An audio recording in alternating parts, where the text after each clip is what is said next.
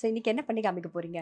கருப்பு கவுனி அரிசியில் அல்வா பண்ண போகிறேன். ஒரு ஸ்வீட் ரெசிபி தான். Sweet recipe. இப்போ வந்து நவராத்திரி தான். ஸோ ஸ்வீட்டோடவே நம்ம ஆரம்பிக்கலாம் இல்லையா? கண்டிப்பாக. அதுக்கு முன்னாடி உங்களை பற்றி சொல்லுங்கள், நீங்கள் என்ன பண்ணுறீங்க அப்படின்ட்டு.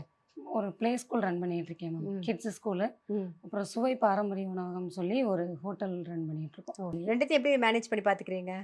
எனக்கு குக்கிங்கில் கொஞ்சம் இன்ட்ரெஸ்ட். ஆல்ரெடி ஏற்கனவே ஸ்கூல் கிட்ஸும் பிடிக்கும். ஸோ ரெண்டும் பார்க்குறதுல தெரியல. அது மார்னிங் தான் ஸ்கூலு, நைட்டு தான் ஹோட்டல் ரன். ஈவினிங்லேருந்து? ஈவினிங் ஸ்நாக்ஸ் அதுல இருந்து தான். அதுவுமே மில்லட்ஸ் பேஸ்டாக தான் அந்த ஹோட்டல் ரன் பண்ணிட்டு இருக்கோம். ஓ, அதில் இந்த கருப்பு கவுனி அரிசி அல்வா ஃபேமஸ் இல்லையா? ஃபேமஸ்.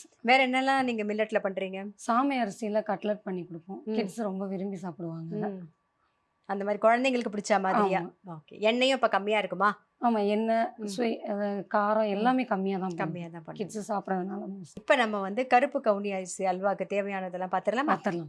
கருப்பு கவுனி அரிசி அல்வா செய்யறதுக்கு தேவையான பொருள் என்னன்னு பார்த்துடலாம் வாங்க.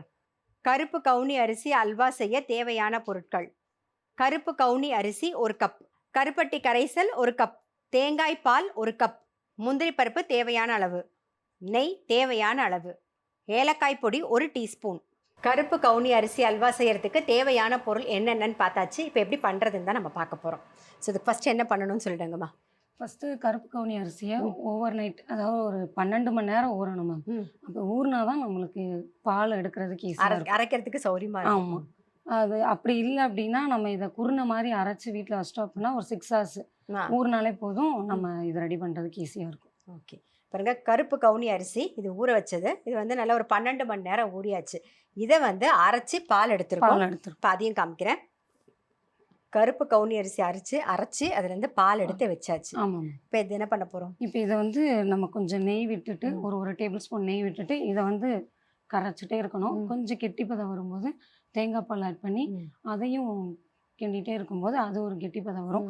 அப்போ பாகு ஊற்றி கிண்டிடணும். அந்த கேப்பில் நம்ம நெய்யில் முந்திரி பருப்பை வறுத்துட்டு லாஸ்ட்டாக சேர்க்கணும். இப்போ இதுக்கு வந்து அளவு வந்து எப்படி? ஒரு எல்லாமே ஈக்குவல் ரேஷியோ தான். சரி, இப்போ ஃபஸ்ட்டு வந்து நெய் விட்டுக்கலாமா பேனில்? இப்போ இதே மாதிரி வேறு எதுலலாம் பண்ணலாம் அல்வா? நீங்கள் மில்லட் நிறையா பண்ணுறதுனால. திணையில் பண்ணலாம், ராகிலையும் பண்ணலாம். ராகில இதே மாதிரி பால் எடுத்து பண்ணலாம். திணையில் வந்து பவுட்ரு பண்ணி பண்ணலாம். பவுடராக பண்ணிவிட்டு அதில் அது எப்படி பண்ணுறது? பவுட்ரு பண்ணிவிட்டு இப்போ இதே மாதிரி தான்.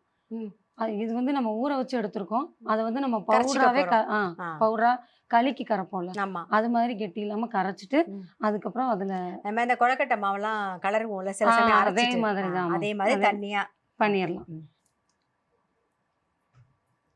இப்போ நெய் இதுக்கு கொஞ்சம் கூட செலவாகும். ஆமாம் மேம். நெய் வேணுன்றவங்க நெய் விட்டுக்கலாம்.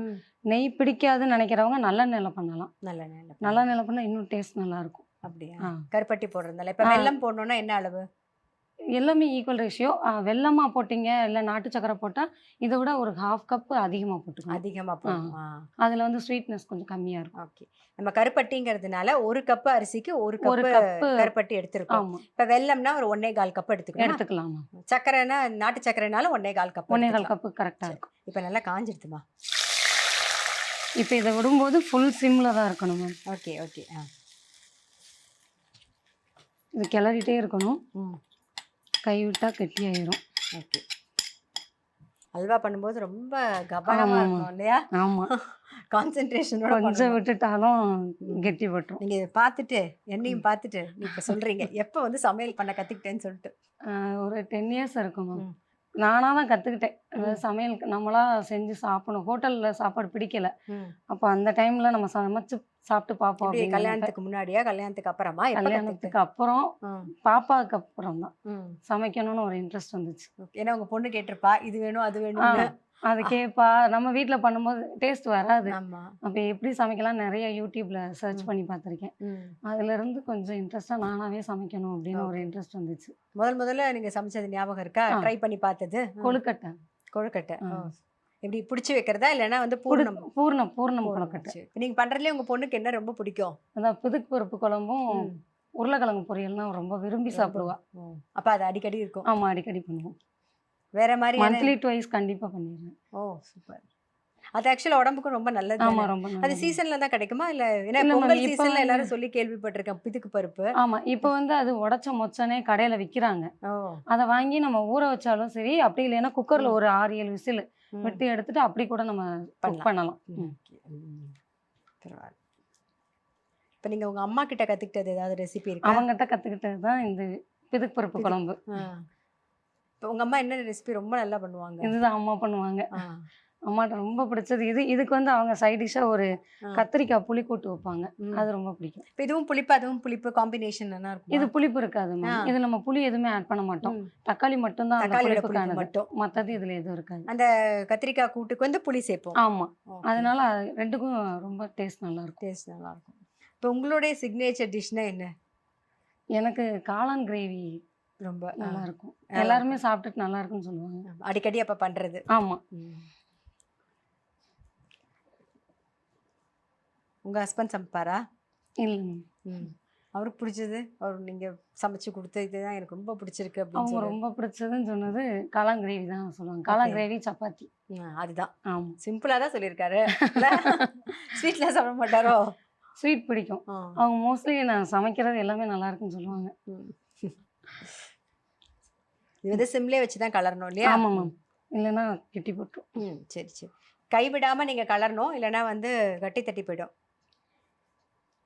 கொஞ்சம் கலர் சேஞ்ச் ஆகி நல்லா டார்க் பர்பிள் கலரில் வரும், அந்த டைமில் நம்ம தேங்காய் பால் விட்டுக்கலாம். ஓகே, பார்த்தீங்கனாலே தெரியும் உங்களுக்கு கத்திரிப்பூ கலரில் இருக்குது. இப்போ வந்து தேங்காய் பால் சேர்க்க போகிறோம்.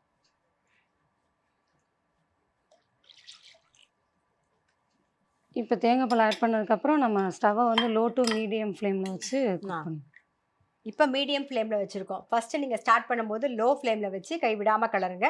இப்போ மீடியம் ஃப்ளேமில் தேங்காய் பாலையும் சேர்த்துட்டு கலரும். உங்களோட ஹாபிஸ் என்ன? ஃப்ரீ டைமில் என்ன பண்ணுவீங்க? சாங்ஸ். இப்போ நீங்கள் சொல்கிறத பார்த்தா ஃப்ரீ டைம்னு பெருசாக இருக்காது, ஏன்னா காலையில் ப்ளே ஸ்கூலு, அப்புறம் ஈவினிங் வந்து ஹோட்டலுக்கு போயிடுவீங்க, கரெக்டாக இருக்கும். எனி டைம் சாங்ஸ் கேட்டுகிட்டே இருப்பேன். ஓகே, அப்போ எனி டைம் ஃபுல் டைமும் சாங்ஸ் கேட்குறது தான். பாடுவீங்களா? பாடலாம். வேறு என்னெல்லாம் பண்ணுவீங்க? பியூட்டிஷியன் முடிச்சிருக்கேன் மேம். அதான் பண்ணுவேன், பிரைடல் எல்லாமே பண்ணுவேன். ஓ, ஃபுல் டைம் பிஸி தான். உங்கள் ஹோட்டலில் என்ன வந்து ஸ்பெஷல்? எள்ளுப்பொடி தோசை, ஆனியன் தோசை மேம். ஈஸியாக சொல்கிறீங்களேம்மா. எள்ளுப்பொடி தோசை, ஆனியன் தோசை. வெஜ்ஜு தான் நம்ம ஹோட்டலில். அதில் ஸ்பெஷல் அதான் எள்ளுப்பொடி தோசை, ஆனியன் தோசை. ரொம்ப டிஃபன் ஐட்டம்னா இது, பொரிக்கிறது அது மாதிரிலாம் ஏதாவது இருந்தால்? நம்மளுக்கு ஈவினிங் டிஃபன் மட்டும்தான் மேம். வெறும் தோசை வெரைட்டிஸ்? தோசையிலேயே நிறைய வெரைட்டிஸ் கொடுப்போம். என்னென்ன வெரைட்டிஸ்? முடக்கத்தான் கீரை, அப்புறம் பிரண்டை பொடி தோசை, அந்த மாதிரி தான் கொடுத்துட்ருக்கோம். ஓ, இப்போ பிரண்டை பொடி பண்ணுறதுனா எப்படின்னு சொல்கிறீங்களா? பிரண்டையை வந்து நம்ம எடுத்துட்டு ஒரு வெயிலில் காய வைக்கக்கூடாது மேம், நிழல்லையே காய வச்சுட்டு அந்த நாரெல்லாம் எடுத்துடணும். நாரெல்லாம் எடுத்துட்டு ஒரு பேப்பர்லேயோ இல்லை டிஷ்யூலேயோ காய வச்சு எடுத்துட்டு அதை நம்ம அப்படியே மிக்சியில் ஒரு 4 நாள் கிட்டக்க நல்லா காய வச்சா அது முறுமுறுன்னு வந்துடும். வந்ததுக்கப்புறம் அப்படியே மிக்சியில் பொரிச்சிடுறாங்க. அந்த பொடியை நம்ம யூஸ் பண்ணிக்கலாம். அது மட்டும் தானே? அதுக்கு வேறு எதுவுமே காரத்துக்கு அதெல்லாம் எதுவும் போடுறதில்ல. வெறுமனே இப்போ வெறும் பொடி மட்டும்தான் ஆட் பண்ணி போட்டு. அப்போ நீங்கள் தோசை போட்டுட்டு பிரண்டை பொடி மேலே அப்படியே தூவிடுங்க. மேலே வந்து நாங்கள் வீட்டில் ரெடி பண்ணுற இட்லி பொடி அதையும் மிக்ஸ் பண்ணி போட்டுருவோம். Okay okay, super. அது தனியாக அரைக்க தேவையில்லை. ஆமாம், பொடி மட்டும் ரெடி பண்ணி வச்சா எதையும் இந்த பொடியவும் அந்த பொடியும் ஆட் பண்ணி போட்டுருவோம். மேலே ஃபர்ஸ்ட் வந்து பிரண்டை பொடி தான் பேஸ் அதிகமாக இருக்கும், மேலே லைட்டாக மட்டும் நம்ம வீட்டில் ரெடி பண்ணுற மிளகாய் பொடி. ஆமாம், அப்போ அதை காரம் அதில் இருந்தால் நல்லாயிருக்கும். இப்போ இந்த பிரண்டைக்கு புளி வச்சு பண்ணும்போது பொடி பண்ணால் நல்லாயிருக்கும்ல? நல்லாயிருக்கும், டேஸ்ட் ரொம்ப நல்லாயிருக்கும். இப்போ சேர்ந்து வந்திருக்கு போல இருக்குல்ல கொஞ்சம். ஆமாம், நெய் விட்டு வந்து இல்லை மேம், இப்போ பாகு ஊற்றணும். அதை விடவா? பாருங்க, இந்த அளவுக்கு கொஞ்சமா சேர்ந்து வந்திருக்கு. இப்போ வந்து நம்ம கருப்பட்டி சேர்க்கிறோம். ஆமா, கருப்பட்டி கரைச்சி ரெடியா வச்சிருக்கோம். இப்போ அதை சேர்க்கிறோம். சேர்க்கவா? ஊத்திடுவோம்.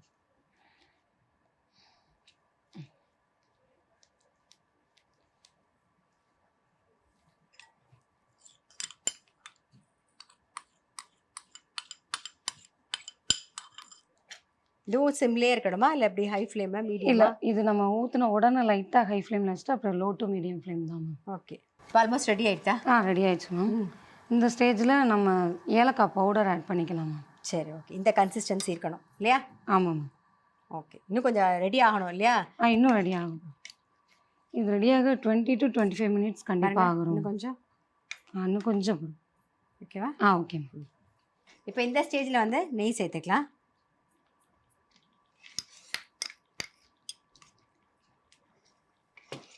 அதுக்குள்ளே ரெடி ஆக போகுது. ஸோ அதனால இந்த பக்கம் என்ன பண்ண போகிறோம்னா முந்திரி பருப்பை நம்ம வறுத்துக்கலாம். கொஞ்சம் நெய் விட்டுக்கலாம்.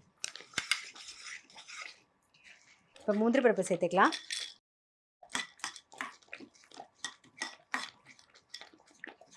இது ஆல்மோஸ்ட் சேர்ந்துன்னு வருது இல்லையா? ஆமாம் முடிய போகுது. நெய் வந்து நம்ம ரொம்ப ஒன்றும் யூஸ் பண்ணல. நெய் ரொம்பலாம் இல்லைம்மா. ரொம்ப செலவாகல. பொதுவாகவே மில்லட்ஸை பொறுத்த வரைக்கும் ரொம்ப நெய் ஆட் பண்ணாமல் இருக்கிறது நல்லது. நல்லெண்ணெய் ஆட் பண்ணி சாப்பிட்டா ரொம்ப நல்லது. இப்போ குழந்தைங்களுக்கு வெறுமனே இதை நம்ம கொடுத்தோன்னா இதுலேருந்து ஒரு ஸ்மெல் வரும். ஆமாம், அப்போ சாப்பிட மாட்டாங்க. ஆமாம். இப்படி ஸ்வீட்டாக கொடுக்கும்போது இந்த கருப்பட்டி முந்திரி இதெல்லாம் நம்ம நெய் இதெல்லாம் கொடுக்கும்போது பிள்ளைங்க விரும்பி சாப்பிடுவாங்க. தெரியாது. அப்போ நமக்கு தெரியாமலே பிள்ளைங்களுக்கு கொஞ்சம் ஹெல்த்தியான ஃபுட்டாக கொடுத்த மாதிரி இருக்கும். இல்லை ஹெல்த் பெனிஃபிட்டும் இருக்கு இல்லையா? நிறைய இருக்குது. கேன்சரை வந்து இதை குணமாக்குது அப்படின்னு சொல்லி சொல்கிறாங்க. ஸோ இந்த மாதிரியே நம்ம எடுத்துக்கலாம். வாரத்தில் மாதிரியும் புரியுறாங்க, அதுவும் கொடுக்கலாம். வாரத்தில் ஒரு நாள் கஞ்சியாகவே நம்ம எல்லாருமே எடுத்துக்கலாம். ஹெவி ஃபுட்டு நம்ம என்னைக்கெல்லாம் சாப்பிட்றோமோ அன்னைக்கு மார்னிங் பிரேக்ஃபாஸ்ட்டுக்கு வந்து கருப்பு கவுனி கஞ்சி எடுத்துக்கலாம். ஒரு டம்ளர் குடித்தாலே ரொம்ப ஃபில்லிங்காக இருக்கும். அது வந்து நம்ம வந்து கோர்ஸாக பொடி பண்ணிக்கணுமா அந்த நோய்? ஒரு பெரிய ரவை பதத்துக்கு நம்ம பொடி பண்ணி எடுத்து வச்சிட்டோம்னா அப்படியே குக்கரில் ஒரு 10 விசில் விட்டால் நல்லா வெந்துடும். அந்த டைம்லேயே அது கூடவே நம்ம ஒரு 12 சின்ன வெங்காயம், 10லேருந்து 12 சின்ன வெங்காயத்தை இடிகளில் தட்டி போட்டுட்டு சின்ன சீரகத்தை கையில் நசுக்கி போடணும். ஓகே. போட்டு நம்ம கொத்தமல்லி வேணும்னா ஆட் பண்ணிக்கலாம். ஆட் பண்ணிட்டு தேவையான அளவு உப்பு போட்டுட்டு பெப்பர் போட்டு குடித்தோம் அப்படின்னா ரொம்ப டேஸ்ட்டாக இருக்கும். இப்போ முந்திரி பருப்பு இப்போ சேர்க்கலாமா? நான் இப்போ சேர்க்க